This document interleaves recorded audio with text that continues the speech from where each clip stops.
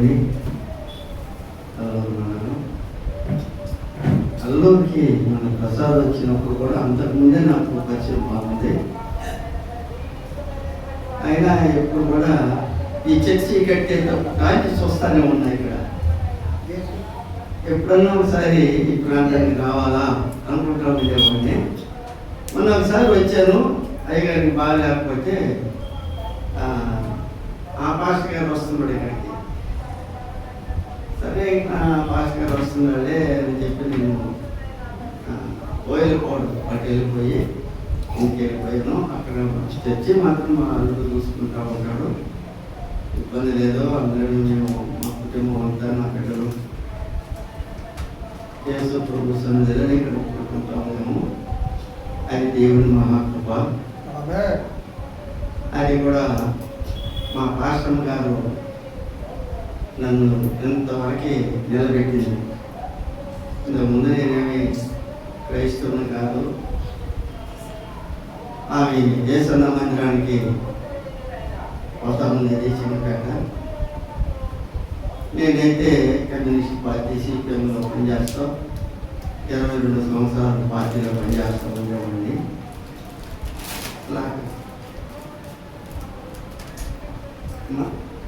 ఏం చెప్తాను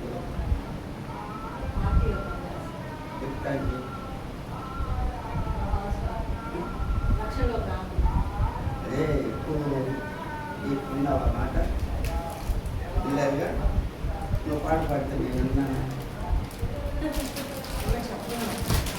ఆ పిల్లని నువ్వు కంట్రోల్ పెట్టుకోవాలా. అయితే దేవుని మహాకృప, నేను ఆమె ప్రార్థనతో అందులో కమ్యూనిస్ట్ పార్టీని కూడా వదిలిపెట్టి మండల కమిటీ ఆర్గనైజర్గా, జొక్క వెంకయ్యకి అసిస్టెంట్గా, ఎమ్మెల్యేగా ఉన్నప్పుడు పనిచేశారు. అలా యేసు ప్రభు అంటే మాకు ఇష్టం లేదు. నాకు ఇక్కడ ఈ పెద్ద సమస్య తెస్తా ఉండేది మా కుటుంబంలో. మా బిడ్డలు కూడా మ్యారేజ్ కాలప్పటికి నేనేమో ఆమె మాట వినేవాడిని కాదు. ఇలా మేము చాలా ఇబ్బందులు పడతా ఉన్నాము సంవత్సరాల్లో కూడా. ఆమెమో యేసు ప్రభువుని నిర్మించింది బాగా. ఇక నేను ఆమె ఏమి పరాంచలేకపోయినానో ఆమె బైబుల్ ఇంట్లో బైబుల్ పెట్టుకొని ప్రార్థన చేయటం, పాటలు పాడుకోవటం, వేరే వాళ్ళని తీసుకొచ్చి పాటలు పెట్టేయటం, వసనాన్ని తీసుకోవడం, ఇట్లా ఉంటే నేను మరణలేని పరిస్థితుల్లో ఒక 2.5 సంవత్సరం పార్టీలకి వెళ్ళిపోయి భార్యను వదిలిపెట్టి బిడ్డలను వదిలిపెట్టేసి ఉన్నవాడిని. మధ్యలో జొక్క వెంకయ్య గారు 75లో ఎమ్మెల్యేగా ఉన్నప్పుడు ఈ బిడ్డలను తీసుకొని ముక్కుని పార్టీ ఆఫీస్కి వచ్చేసింది. వచ్చి చిన్న సాక్ష్యం 2 మాటలే అవతల వాక్యానికి ఇవ్వడం. ఎందుకనంటే ప్రభు అయిన యేసుక్రీస్తు దుర్మార్గుల్ని ఎక్కడ మారుస్తాడు. మంచోడితో ఆయనకి పని లేదు కదా. ఏమ్మా మంచోడితో ఏం పని లేదు, దుర్మార్గుల్ని ఆయన మారుస్తాడనేది ఒక నమ్మకం ఇప్పుడు నాకు పూర్తిగా తెచ్చిపోయింది. అవతల జొక్క వెంకయ్య తీర్మానంగా చెప్పేసింది. నా బిడ్డలను వదిలిపెట్టాడు, నన్ను వదిలిపెట్టేశాడు, పార్టీలో పనిచేస్తున్నాడు, మా బతికేంది, మా పరిస్థితి ఏంది, ఇల్లు కూడా లేకుండా అయిపోయింది మా పరిస్థితి అనే మాట ఆడ చెప్పుకొచ్చింది. నేను అక్కడైతే నిజం చెప్పలా, ఇలాగ ఏదో ఒక అబద్ధం చెప్పి ఆడ కాలక్షేపం చేసుకుంటున్నాను. ఇలా నాకు చెప్పిన తర్వాత అప్పుడు అన్నాడు, ఏం సుధాకర్ అలాగా ఎందుకు చేసావు, నాతో చెప్పాలి కదా అనేవాడు.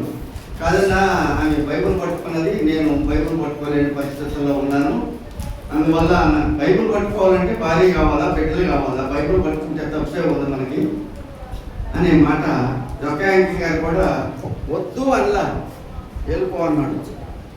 వెళ్ళిపోయినా నేను బైబుల్ పట్టుకోవటం లేదు. మళ్ళీ పల్లెలో సభ పెట్టిందని నా భర్త నాకు కావాలా,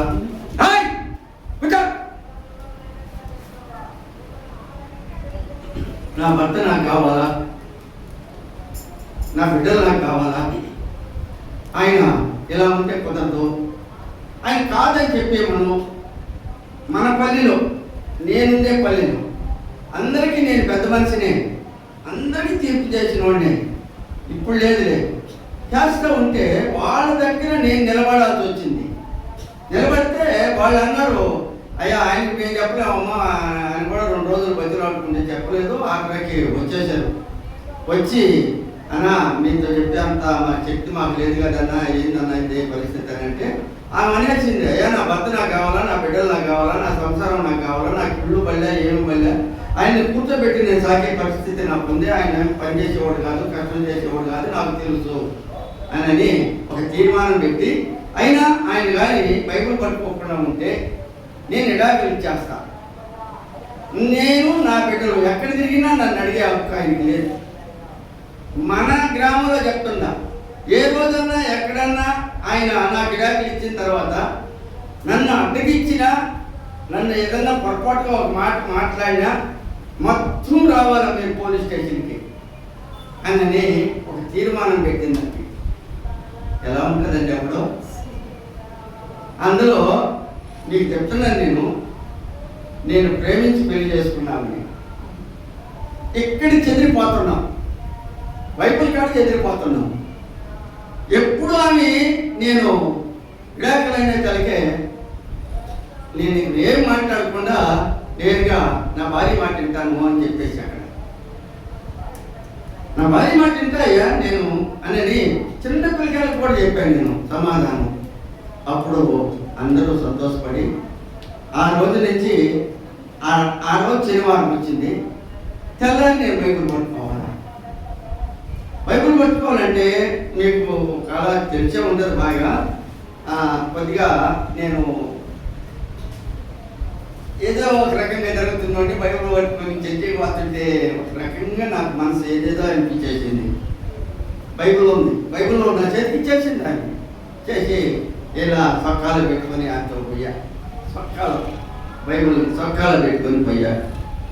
ఆమెకు ఎక్కడికి వెళ్తే ఆ పాస్టర్ గారు నన్ను చూసి ప్రార్థన చేయమంటాడు, పాడమంటాడు. నాకేమీ రావు, ఏమీ రావు సార్, నాకేం రావు సార్ అని నేను అంటుంటే, అదేనండి నీకెందుకు తెలియదు.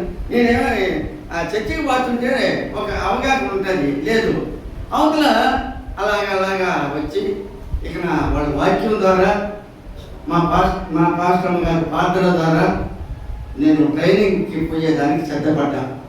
నేను వాక్యం చెప్పాలా అనే పట్టుదలతో గుంటూరుకి వెళ్ళిపోయా. ఏసన్న దగ్గరికి, ఏసన్న ఉన్నాడు అప్పుడు.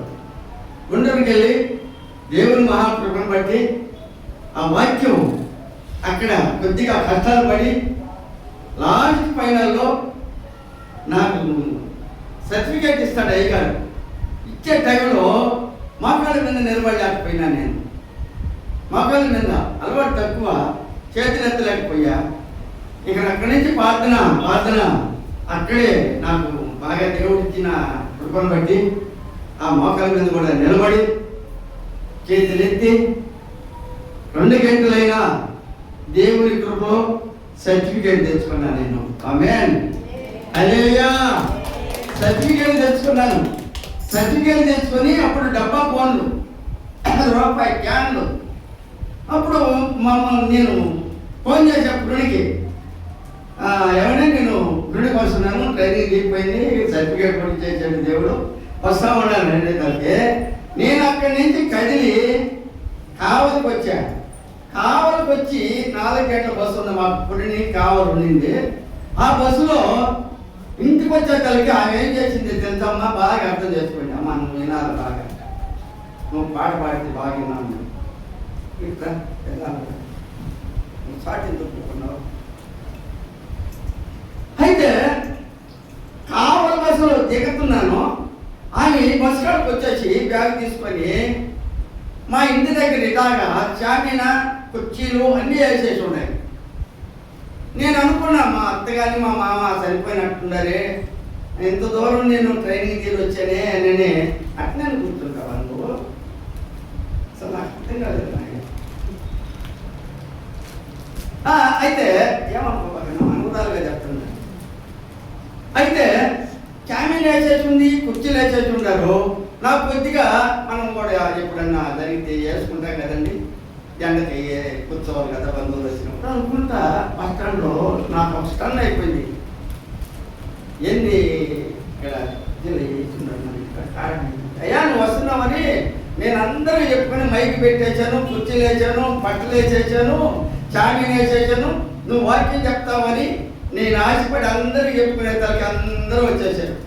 కొత్త అండి, కష్టం కదండి కొత్తగా.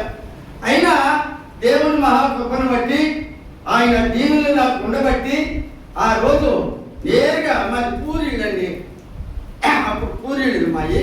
ఆ పూరింట్లో పోయి వంగిపోవాల నేను కూడా మా మామగారిని అందరం కానీ వంగిపోయి అలాగా స్నానం చేసుకొని బట్టలు నడి పెట్టుకుని ప్రార్థన చేసుకోవడానికి ఆరంభం చేసిన ప్రార్థన ప్రార్థన ప్రార్థన. దేవుని మహాకృపను బట్టి నన్ను నిలబెట్టాడు దేవుడు. అక్కడ ఎంత గొప్పతనం అంటే ఫస్ట్ నా గ్రామంలో వాక్యం చెప్పడం, నేను ట్రైనింగ్ తీరిచ్చిన రేత్రే చెప్పే వాక్యం. ఆ కృప అందరికీ ఇస్తాడండి దేవుడు, ఇస్తాడా దేవుడు. ఎందుకనంటే దేవుడి మహాకృపలో మనం మాత్రం చాలా జాగ్రత్తగా ఉంటాం. ప్రార్థన ఉంటుంది, హార్ట్ ఉంటుంది. అయితే ఎప్పుడు ప్రార్థన చేస్తున్నామో తెలియదు, ఎప్పుడు వాక్యం చదువుతామో తెలియదు, ఎప్పుడు మనము దేవుడి వాక్యానికి చెడ్డపడతామో తెలియదు. ఇప్పుడు ఆ అమ్మాయి ఎప్పుడు వచ్చింది మనం అనుకున్నాంలే, నేను అడగటానికి లేదు కానీ నా బిడ్డలుగా అడుగుతున్నాను నేను. ఏ టైంలో వచ్చింది అమ్మాయి? ఆరాధన అయిపోయింది, పాటలు అయిపోయింది, ప్రార్థన అయిపోయింది. అంటే ఎప్పుడైనా పోవచ్చులే, ఎప్పుడైనా రావచ్చులే, అవునా కదా? ఇలాంటిదేనా దేవుని దగ్గర ఉండే క్రమశిక్షణ? క్రమశిక్షణ అంటే ఎలా ఉండాలా? 10 గంటలకి ప్రార్థన అంటే 10 గంటలకే వచ్చేసి ఉండాలా ముందు. ఏమండి, మ్యారేజ్ అవుతుంది, మ్యారేజ్ ముందు పోతే అందరికన్నా ముందు లైన్లో కూకుంటే భోజనం ఎలా ఉంటుందండి? ఎలా ఉంటుంది? సంతోషకరంగా ఉంటుందా లేదా? వెనకపోయిన వాళ్ళకి సాంబార్ కూడా చెక్కదండి, చెక్కదా? అలాగా ఉంటుంది దేవుని వాక్యంలో. పరిశుద్ధమైన దేవుడు మనతో మాట్లాడాలన్నా, మన పాటలు వినాలన్నా, మన వాక్యం ఆయన వినాలన్నా దేవుడు మనకు తోడుగా ఉంటాడు. తోడుగా ఉండాలంటే ఎలా ఉండాలా? క్రమశిక్షణగా ఉండాలి. కీర్తనకారుడు దావీదు మహారాజు కొన్ని మాటలు మనం చెప్పుకున్నాం. అమ్మ 23వ కీర్తన 1వ వచనం చూడమ్మా. యెహోవా నా కాపరి, నాకు లేమి కలగదు. పచ్చిక గల చోట్లను ఆయన నన్ను కరుణించుచున్నాడు. శాంతికరమైన జలముల యొద్ద నన్ను నడిపించుచున్నాడు. ప్రాణమునకు ఆయన సేద తీర్చుచున్నాడు. తన నామమును బట్టి నీతి మార్గములో నన్ను నడిపించుచున్నాడు. ఆమేన్. ఏమన్నాడు ఇక్కడ? తన నామమును బట్టి ఎక్కడ నడిపిస్తున్నాడంట? నీతి మార్గములలో. ఆమేన్, హల్లెలూయా. క్రైస్తవులు అంటే ఎలా ఉండాలా? నీతి మార్గములలో, నీతి మార్గములలో అలా నడవగలుగుతున్నావా? ఇప్పుడు మనం క్రైస్తవులమా? ఏమండి, ఒక రోజు మా చర్చిలోకి బాగా పాడద్దండి ఆమె, మంచి బాగా కీర్తన, మంచి స్వరం ఇచ్చాడు దేవుడు. నేను మా ఎల్లుడోళ్ళంతా ఆరాధన నడిపేశారు. ఇక నాకు మైక్ ఇచ్చారు. మైక్ ఇచ్చిన తర్వాత మళ్ళీ పాట ఇవ్వలేను కదండి. మీకు ఇస్తారా ఆడనా?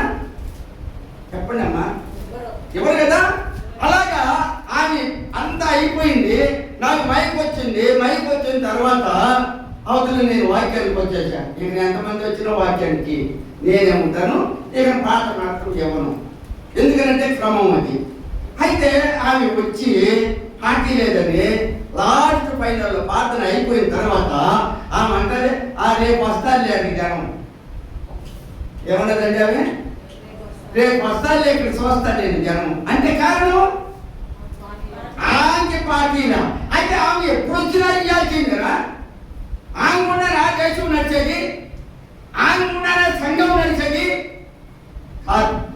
దేవుని మహాకృపను బట్టి నీ నీతి మార్గాలలో నడవాల, ముందు క్రమశిక్షణగా నడవాలి. ముందు నువ్వు నీలో ఉండాలా ఆలోచన. ముసలోళ్ళు వచ్చి ముందు పోకుంటుంటే కుర్రోళ్ళు వచ్చి ఎడకపోకుంటున్నారు. ఏమ్మా, ఎప్పుడు మనం ఉండాల్సింది? ఏ టైంలో ఉండాల్సింది? 10 గంటలకి హాజరైపోయి ఉండాలా. ముందు 10 గంటలు అన్న చెప్పారు 10 గంటలకే వచ్చి ఉండాలా, 11 గంటలు అన్నాడు, 11 గంటలకే వచ్చి ఉండాలా. ఎప్పుడైనా దేవుని మహాకృప, నేను ప్రసాద్కి ఫోన్ చేసి ఎప్పుడు తెలుసా, 9:30కి అంకుల్ ఇప్పుడే వస్తున్నాను అన్నాడు. ఏంటి చూడండి 34వ కీర్తన 34:13. చెడ్డ మాటలు పలకకుండా నీ నాలుకను, కపటమైన మాటలు పలకకుండా నీ పెదవులను కాచుకొనుము. ఆమేన్. చెడ్డ మాటలు పలకకుండా నీ నాలుకను, కపటమైన మాటలు పలకకుండా నీ పెదవులను కాచుకొనుము. చూడండి, ఈ కపటం అనేది, చెడ్డ మాటలు అనేది మనకు బాగా తెలుసు కదమ్మా, బాగా తెలుసు. కపటం అనే మాట ఏమండి, ఈ రోజు ఎందుకు రాలేదని పాస్టర్ గారు మిమ్మల్ని అంటే ఏమన్నారా, అంకుల్ నాకు అర్జెంటుగా పని వచ్చేసింది అంకుల్, అర్జెంటుగా. చర్చి కన్నా పనే, ప్రార్థన కన్నా పనే, వాక్యం కన్నా పనే కాదు కదా. దేవుని మహాకృపను బట్టి ఎక్కడున్నాం మనం? పరిశుద్ధమైన స్థలంలో ఉన్నాం. ఎలా ఉండాలి మనం? ఎంత జాగ్రత్తగా ఉండాలా? అలా ఉండగలిగితే కనీసం నాకు చెప్పులు కూడా లేవండి. నేను సేవకు వచ్చినప్పుడు కట్టికి పేదవాళ్ళం మేము, చెప్పులు కూడా లేవు. ఆమె కష్టం చేస్తే 3 కూతుళ్ళు నేను తినాలా, కలుపు నారేత వదిలిపోత కల్లాలో పోయి చేసిందండి నా భార్య. ఆమె ప్రార్థన ఫలించి చెప్పులు లేకుండా కొత్తపాడు ఉంది మా ఊరక్కడ, మాకు చర్చి లేదండి అప్పుడు. ఆ కొత్తపాడానికి నడుచుకుంటూ పోతుంటే చెట్ల కింద నిలబడుకుంటేవాడిని నేను, కాళ్ళు కాలుతా ఉంటే చెప్పులు లేక. అప్పుడు అన్నా నేను మా పాస్టర్తో, అంటే అప్పుడు పాస్టర్ కాదు కదా, సంఘ సభ్యురాలుగా ఉంది. నేను పాత జీవితానికి వెళ్ళిపోతానమ్మా, ఇప్పుడు నడవలేను, నేను నా వల్ల కావట్లేదంటే నేను గుర్తిస్తున్నాడు యేసు ప్రభు, నువ్వు ఉంటావో ఉండవు అని అర్థమైపోయింది ఆయనకి అని ఏదేదో చెప్తా ఉండేది నాకు. అలాగే నడిచితే ఒక కొత్త పై తాళపాలెంలో చెప్పులు ఇచ్చారు ఒక అబ్బాయి నాకు. ఆ చెప్పులు వేసుకొని తేడాగా అప్పట్లో ఆ చెప్పులు వేసుకుంటే 3 సంవత్సరాలు వాడుకున్న ఆ చెప్పులు నేను 3 సంవత్సరాలు. అవి బాగా నడిస్తే మాత్రం కనీసం 1 నెల అయితే ఉంటాయి. 6 నెలలు అయితే కష్టం అవి ఉండాలంటే. అట్టండిది 3 సంవత్సరాలు వాడుకున్నా. వచ్చేది బాగా కడిగేది, ఆ కిటికీలో కింద ఎండలో దాకా పెట్టుకునేవాడినండి. అలాంటిది ఈ రోజు మా ఇంటికాడ 5 దత్తలు ఉన్నాయి. కారణం నా దేవుడి ఇచ్చిన కృపే కదయ్యా. కఠినమైన చావ, నీతి కలిగిన చావ, పరిశుద్ధమైన స్థలంలో యేసు ప్రభువు మనల్ని ఎలా నిలబెట్టాడో అలాంటి సేవ మనం చేస్తే అవతల సైకిల్ ఇచ్చాడండి. ఆ సైకిల్ పోయింది, చిన్న లోన టీఎక్స్లో అది ఇచ్చాడండి, అదే పోయింది. ఈరోజు కొత్త వాళ్ళు ఇచ్చారండి. కారణం ఈరోజు నాకు ఈరోజు కూడా ఏ ఆస్తులు పాస్తులు లేవండి. దేవుడిచ్చే కృపే, దేవుడిచ్చిన కృపే, దేవుని వాక్యంతోనే నేను అంతలంతలుగా ఎదుర్కొని వస్తానే ఉన్నానండి. ఎలా ఎదుగుతున్నానంటే వాక్యం చెప్పాలని ఆశ, అంతే. అయితే ఇంకా ఏమన్నాడమ్మా కింద,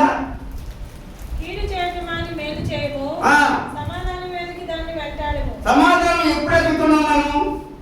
ఏ టైంలో ఎదుగుతున్నావు సమాధానం? అయ్యగారు ఏమన్నాడు, అయ్యా అమ్మాయి ఏ టైం అయిపోతుంది ఇంకా రాలేదు అన్నాడు అనుకో, ఎక్కడుంది సమాధానం? మాట అంకుల్ నేను వస్తున్నాను అంటూ పెద్దలు భర్త అనే మాట అంటారా?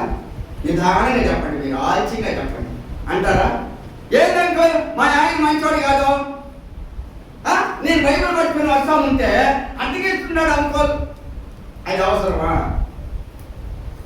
ప్రార్థన చేయి, కఠినమైన ప్రార్థన. నీ భర్త మారాలంటే నీ ప్రార్థన అవసరం. నేను నా ప్రార్థన, నా భార్య ప్రార్థనతో నేను మారాను. నేను వచ్చిన దాకా బైబిల్ పట్టుకున్న దాకా ఆమె ప్రార్థన కన్నీటితో చేయగలిగింది. నా కుటుంబాలు అన్నీ మారిపోయినాయి. ఎంత బాగుందండి, ఎంత ఆనందంగా ఉన్నదండి. ఇప్పుడు నా చరిత్ర అంటే ఒకరికి పెట్టే మనసు ఇచ్చాడు కానీ ఒకరి కాదు తినే మనసు నాకు ఇవ్వలేదండి. ఎంత గొప్ప మనసు ఈ మనసు ఏమండి. ఒకరికి పెట్టే మనసే ఎంతో మందికి ఈ మెడికల్ క్యాంపులు పెట్టి ఉచితంగా కళ్ళద్దాలు ఇచ్చి అంత స్థాయికి తీసుకుపోయాడండి. నన్ను కూడు లేని మనిషి, నేను గంజి లేని మనిషినండి. నేను ఇంటికి వచ్చేటానికి నా భార్య ఏం చేసేది తెలుసా, గమ్ముగా అన్నం వండి పెట్టేది.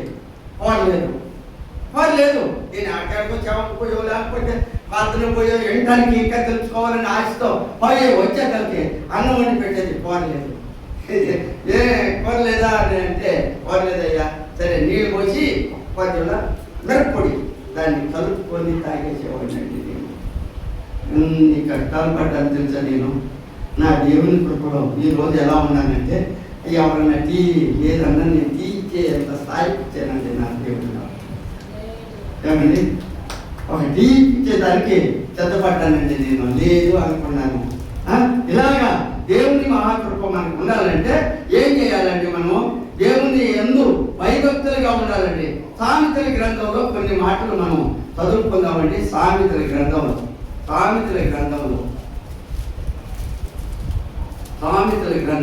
అమ్మ 28:1 28వ అధ్యాయము 1వ వచనం అమ్మ.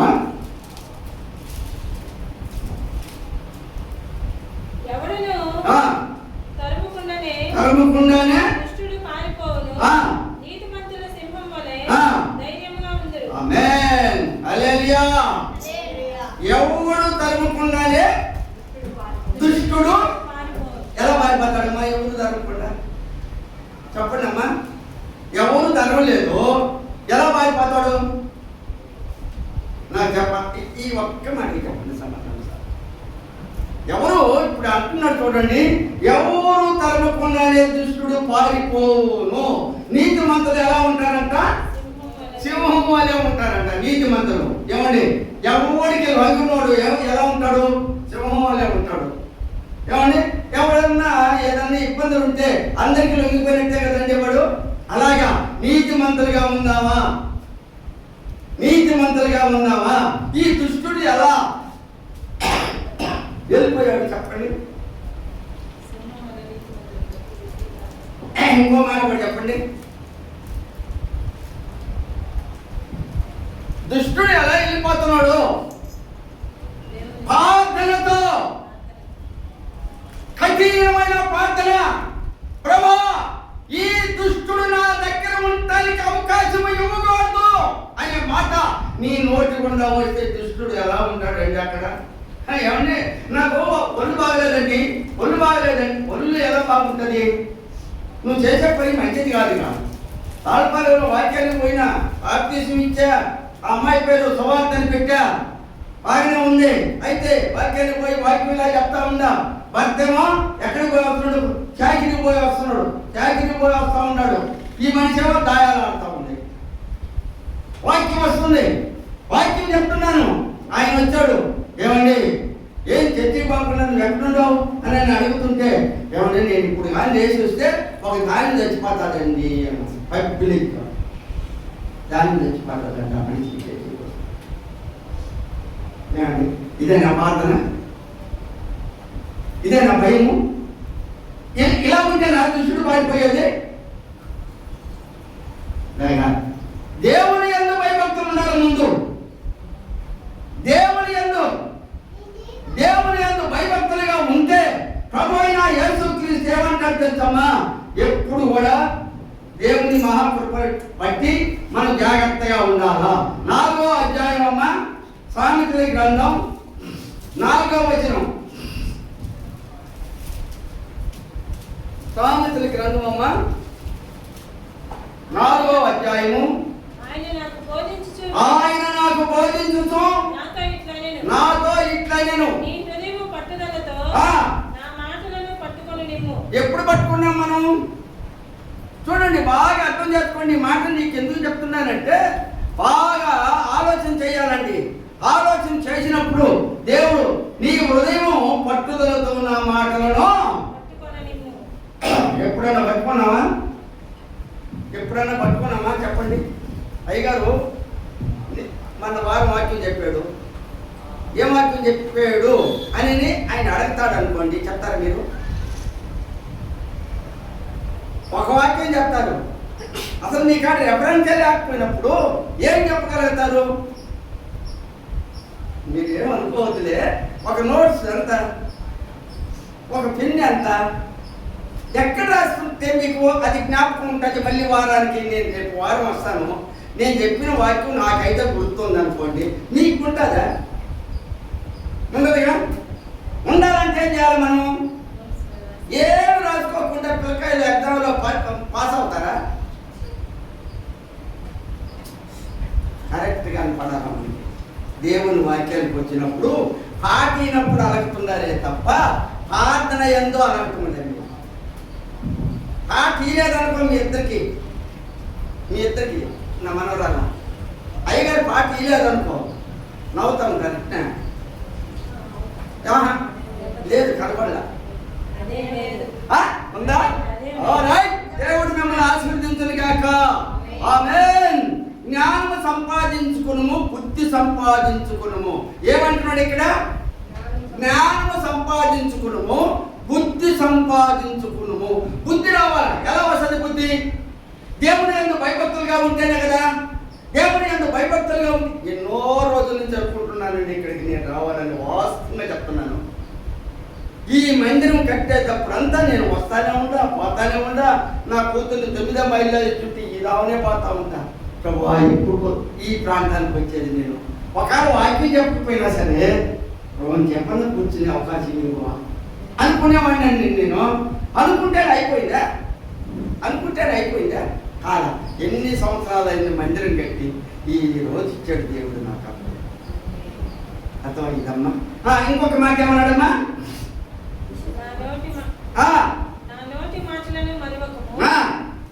వాటి నుండి తొలగిపోకము ఎడలా. అర్థమైందా? జ్ఞానం కావాలి ముందు మనిషి. జ్ఞానం లేకుండా ఉంటే పరిస్థితి ఎలా ఉంటుందమ్మా? ఎవరికి కూడా అడిగా. జ్ఞానం ఉంటే అమ్మా మంచి నీళ్ళు అన్నప్పుడు రోజు మంచి నీళ్ళు ఇస్తే సంతోషం. అయ్యా ఇక్కడ లేవు అలాంటి ఎలా ఉంటుంది? జ్ఞానం లేకపోతే అంటారు కదండి, జ్ఞానం కావాలంటాడు దేవుడు. ఎవరు చెప్పారమ్మా ఈ మాటలో? సొలొమోను రాజు మహారాజు. సొలొమోను రాజు కూడా ఎంత కమ్మన మాట చెప్తున్నాడమ్మా. ఏనండి ఇంకొక మాట ఏమన్నాడమ్మా?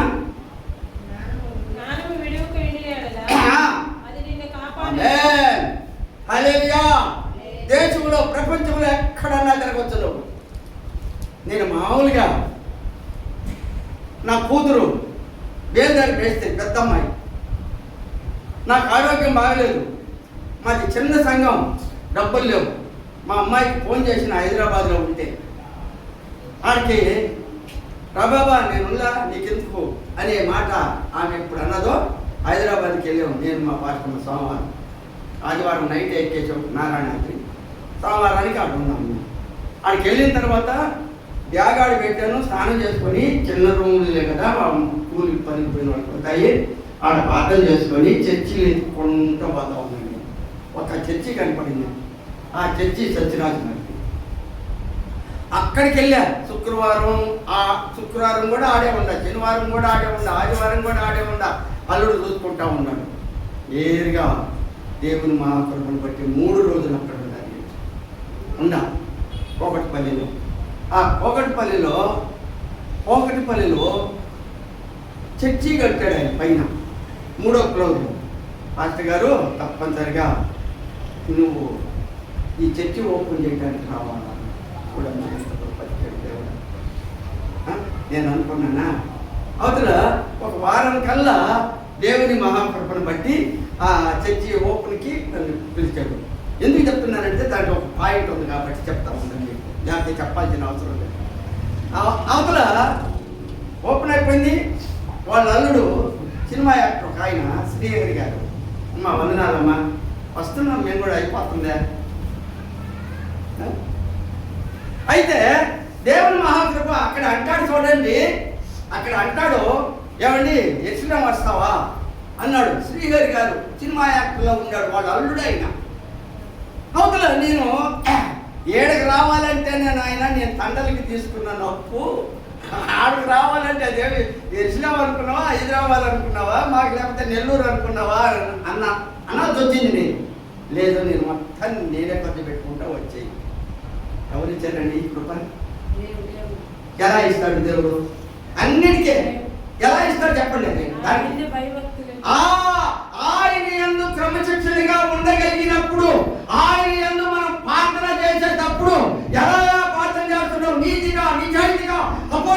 పౌలు ఎలాగా జీవించాడో అలాగా మనం చేయగలుగుతున్నామా?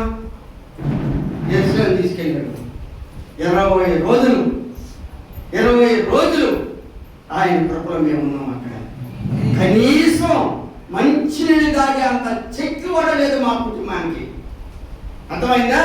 నా భార్యకి నాకు వీసా వచ్చింది, పాస్పోర్ట్ వచ్చింది. ఆమె ఏమన్నదంటే, అయ్యా నేను విమానం మాత్రం ఎక్కను, నా వల్ల కాదు, నేను రాలేను. రావాలి, నేను ఒక్కడిని వెళ్ళిపోయినాను. నాకు కూడా భయం పుట్టిందండి హైదరాబాద్లో విమానం ఎక్కాలంటే. ఏం బస్సా కాదుగా. అలాగా ఎన్నో కష్టాలు పడి దేవుని కృపలో నేను సంతోషంగా పోయాను, సంతోషంగా రాగలిగినాను. ఆయన కృపని మన ప్రార్థన అలా ఉండాలా? ఏముంది? ఎలా ఉండాలా ప్రార్థన? అంత పట్టుదలగా ఉండాలా. అనాదిని ఏమి లేదు, దిక్కులేని దరిద్రుడు ప్రార్థన ప్రభువైన యేసు క్రీస్తు వారు ఆలకిస్తాడంట. దిక్కులేని అనాథుల ప్రార్థన.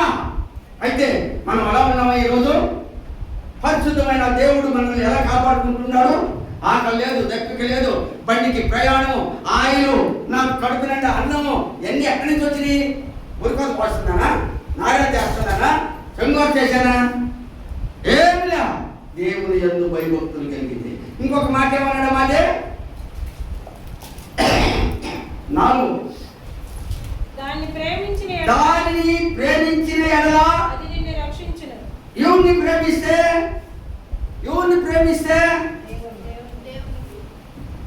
చూడండి ఏం మాట అది.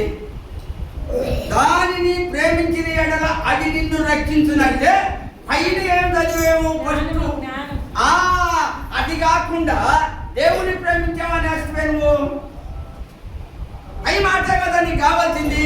ఆ వచనం మళ్ళీ ఆలోచన చేయాలి కదా. అడిగినప్పుడు దేవుని యందు భయభక్తులు ఎలా వస్తాయి? జ్ఞానము ఎడవకుండిన ఎడల అది నిన్ను కాపాడును. అయితే కిందేమన్నాడు? దానిని ప్రేమించిన ఎడల అది నిన్ను రక్షించును. అంతే కదమ్మా. ఎంతసేపు దేవుడికి అడగపోతే దేవుడికి ఏమి ఇస్తున్నాం మనం? ఏమండి, దేవుని గురించి ఎప్పుడన్నా ఎలా ఎన్ని గంటలు వెళ్ళేస్తారో మా మీరు ప్రార్థనకే? నా వయసు అంత తెలుసా మీకు? 76 సంవత్సరాలు నాకు. ఈ 76 సంవత్సరాలు ఎప్పుడు వేస్తాను తెలుసా? నేను 4 గంటలు వేస్తాను. 1 గంట నా దేవుడికి ఇస్తా సమయం అంతా. 1 గంట ప్రార్థన చేయటం కానీ, పాడుకోవటం కానీ, వాద్యం చదువుకోవటం కానీ గంట చేస్తారట. చేసి నాకు ఇచ్చిన అవకాశం మీకీడా? నాకు ఇచ్చిన ప్రేమని మీకీడా? నాకేం చేయలేదండి. ఎలా చేస్తాడైనా? ఏం చూసి చేస్తాడు? కాబట్టి దేవుని ఎందుకు ఇంకొక మాట కూడా చదవమ్మ కింద. జ్ఞానం సంపాదించుకోవడమే జ్ఞానమునకు ముఖ్యాంశం. ఈ సంపాదన అంతా ఇచ్చి బుద్ధి సంపాదించుకును. అర్థమైందమ్మా? మీకు సంపాదన అంతా ఇచ్చి బుద్ధి సంపాదించుకును. ప్రసాద్ గారు వందనాలయ్యా. ఎలా ఎలా మనం కాపాడుకోవాలా? మన సంపాదన అంతా ఇచ్చిన మనము బుద్ధి సంపాదించుకునేంత శక్తి మనలో కనపడుకోవాలి. అపోస్తలుడైన పౌలు 16వ అధ్యాయము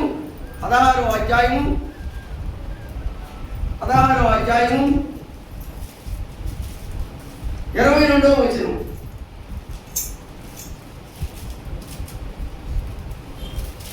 రెండు మాటలమ్మా. అప్పుడు జనసమూహము వారి మీదకి దుమ్మిగా వచ్చెను. న్యాయాధిపతులను వారి వస్త్రములు లాగివేసి వారిని బెత్తముతో కొట్టవలెనని ఆజ్ఞాపించింది. ఆమేన్. ఎక్కడన్నా ఫస్ట్ నుంచి మీరు చదివినా ఎక్కడన్నా పొరపాటు ఉంది. ఇక్కడ వాళ్ళు చేసిన పొరపాట్లు ఉన్నాయి. అక్కడ ఎక్కడ పోయారు వీళ్ళు? మా బైబిల్ చదవాలి మీరు. ఇప్పుడు కాదులేమ్మా, ఇంటికాడ. ఈ అపోస్తుడైన పౌలు ఎక్కడికి పోయాడమ్మా? సువార్తకి వెళ్ళారమ్మా. అవునా కదమ్మా? సువార్తకి. అమ్మా చూడండి. అమ్మ నీ పేరు ఏందిరా? అమ్మా నా సాయిబుడు రోజేపు అవతల ఇంటికి పోయి చదువుకున్నాం. ఈ అపోస్తుడైన పౌలు సువార్తకి వెళ్ళాడు. ఆ దేశం మీదకి సువార్తకి వెళితే అక్కడ రాజు అంటాడు, వీళ్ళని చెరసాల్లో వేసేయండి అనేసాడు. ఆయనకి ఏమీ తెలవ చెరసాలు ఏమన్నది? ఆయన మంచి ఓదన ఇవ్వాల. ఈ మంత్రులు, సామంతులు, రాజులు అయ్యా మన దేశానికి ఏదో సువార్త చేయడానికి వచ్చారు అన్నా మన దేశాన్ని గందరగోళం చేసేస్తా ఉన్నారు, మన దేశాన్ని కొల్లగొట్టేస్తా ఉన్నారు, రాబోయే రోజుల్లో నువ్వు రాజుగా వాళ్ళుండే తట్టుకున్నారు అనే మాటలు అక్కడ నాటుకొని పోయి ఈ రాజుకి ఏమి చూడకుండా ఏమని వేసాడు? ఇక్కడ తెమ్మిగా వచ్చేసారు, చెరసాలు వేసేయండి. ఏమండి అది న్యాయమా అన్యాయమా? అన్యాయం. అయితే అన్యాయాన్ని అక్కడ ఎలా పరిపాలన చేస్తాడు చూడండి ఒకసారి. ఏమన్నాడమ్మా? ఇంకా కొట్టి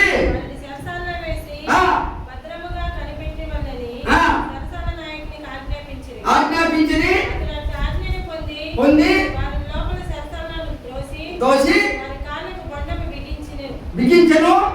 అయితే మధ్యరాత్రి వేళ పౌలును చీలయు ఆమేన్ హల్లెలూయా. ఏమన్నాడండి ఇక్కడ? ఆయన చెరసాల్లో వేసి గందరగోళంగా కొట్టి బంధించి ఇబ్బందులు పెడితే వీళ్ళు ఏం చేస్తున్నారు? ఇక్కడ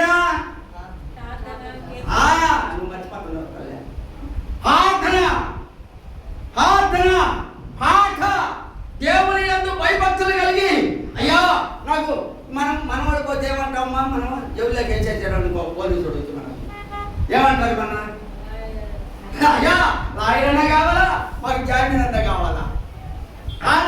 అది ఎతికారు. అక్కడ ఎతికారమ్మా. ఏం ఎతికారు వాళ్ళు? ఆర్ధన కీర్తన.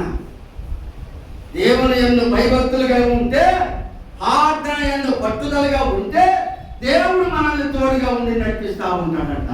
ఇంకా ఏమన్నాడమ్మా? చెప్పాలా?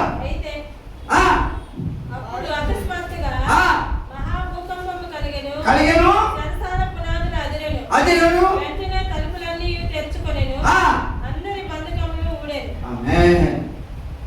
ఎక్కడ ఊడే అంట? ఎందువల్ల ఊడే అంటమ్మా? ప్రార్థన. వాళ్ళ మాట చెప్పారు. ప్రార్థన ఉందమ్మా మనకి. ఆ ప్రార్థన ఎన్ని గంటలకు లేస్తావమ్మా? బాగా కరెక్ట్గా చెప్పు. ఎన్ని గంటలకు లేస్తావు? ఏమనుకోబాకు కదా. మీ తాతగా అడిగా, మీ తాతగా అడిగాను అంతేనా, ఇంకేం కాదు. ఎన్ని గంటలకు సుమారు లేచి వెళ్తావమ్మా? 5 గంటలకు లేస్తావా? ఫస్ట్ ఏం చేస్తావమ్మా? అర్థంకేనా? ఆమేన్ హల్లెలూయా. ఇంకా ఇంకొక మాట చెప్పమ్మా. కింద తలుపులన్నీ తెరిచేటట్టు చూచి ఐదేళ్ళు పారిపోయారు అనుకుని కత్తి దూసి తాను చంపుకొనబోయాను. అప్పుడు పౌలు నువ్వు ఏ హాని చేసుకోనవద్దు. ఆమేన్ మేమందరం హల్లెలూయా. ఏ హాని నువ్వు చేయడానికి లేదు, మేమందరం ఇక్కడనే ఉన్నాం అంటే కారణం ఎందుకు పలికాడు ఆ మాట? మేమందరం ఇక్కడే ఉన్నామయ్యా అని ఎందుకు అన్నాడు ఆయన? వెళ్ళిపోయారు కదా, ఇంకేమి? అది ఆమేన్ హల్లెలూయా.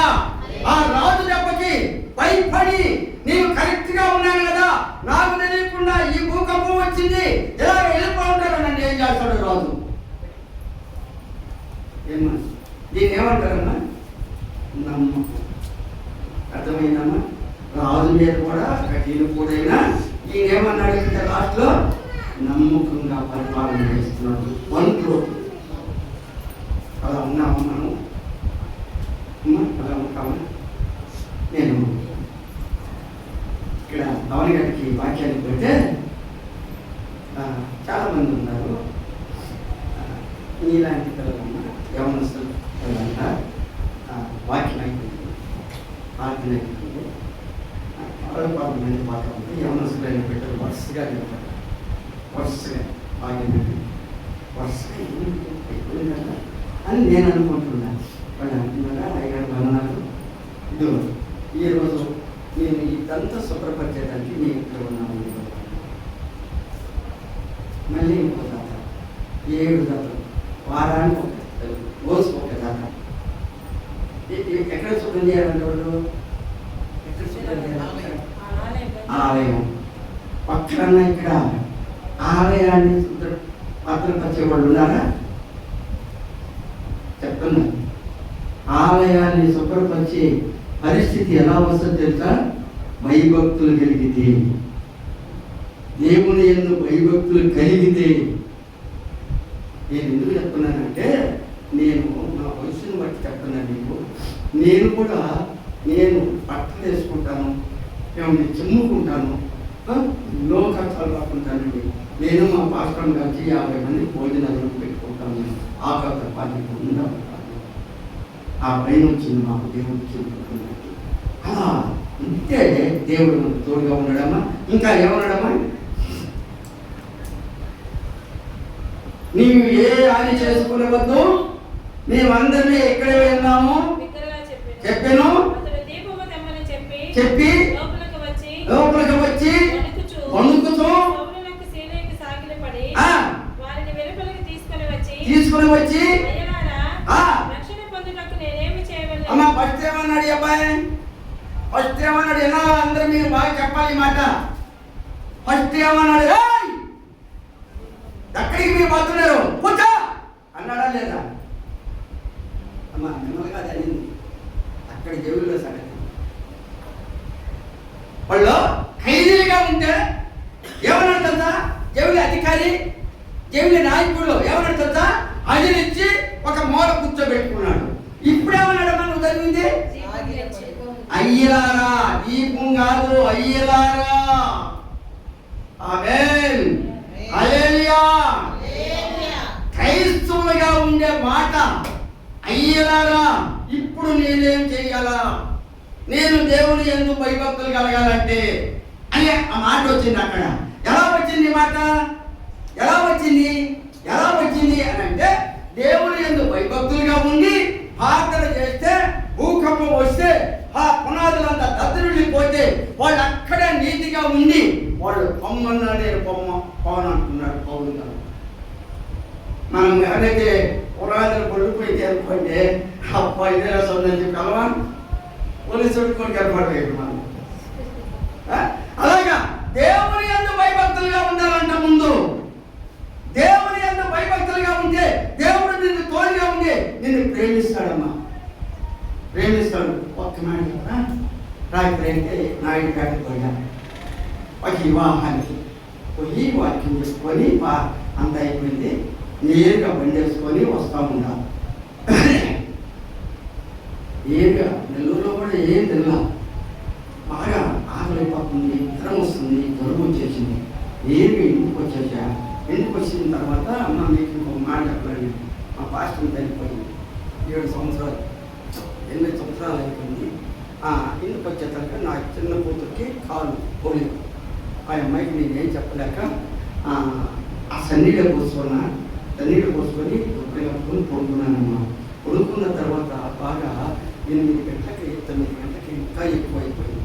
అప్పుడు మళ్ళీ పాప ఇంటికి వచ్చి పడుకున్నాను. ఏం బాబా అంటే ఆ అమ్మాయికి నేను ఏం చెప్పలేని పరిస్థితి. అవతల ఆమె టీవీ తెచ్చింది, ప్రార్థన చేస్తాను బాబా ఏడుస్తాను అంటే మీరిద్దరు ఏ అనాథమేనమ్మా, ఎందుకంటే ఆమె పోలిగా నేను ఇక్కడ ఉంచుకోండి. ఇలా తంటాలు పడతా ఉన్నాం. అవతల దేవుడు అర్థం చేసుకున్న తర్వాత బాబా మీరు వచ్చారా ప్రార్థనకి, నువ్వు బాబా మామ ఇక్కడే కూర్చో అని అంటూ ఉంది. ఇలా కాదులమ్మా ఎక్కడ పోతాను, ఎక్కడైతే కూర్చోలేండి పక్కకి వెళ్ళిపోతాను, ఎక్కడైనా దేవుని పక్కన ఉంటానని అలా బండి వేసుకుని వస్తూ ఉండాలి. బండి వేసుకొని స్థానానికి వచ్చేసరికి బాగా చెప్పించండి.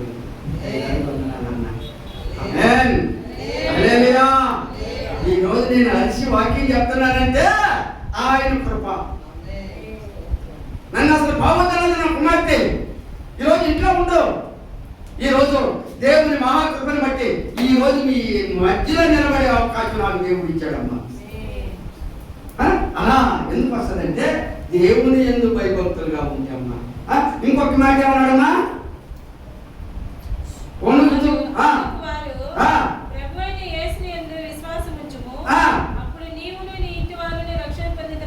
ఎవరి ముందు విశ్వాసం అన్నాడు? ప్రభు అయిన యేసు క్రీస్తు వారి మీద విశ్వాసం ఉంచుము. ఎంతమందికి ఇలాంటి విశ్వాసం ఉంది? ఎంతమందికి ఇలాంటి విశ్వాసం ఉంది మనలో? దేవుని యందు భయభక్తులుగా ఉంటే అందరికీ ఉంటారు, కానీ కొన్నిట్లో మనము మర్చిపోతూ ఉంటాం. కొన్నిట్లో ఇంట్లో కొన్ని సోదరులు ఉంటాయి మనకి, ఆ సోదరుల వల్ల ఇలాగా భార్య భర్తలు సంతోషం లేక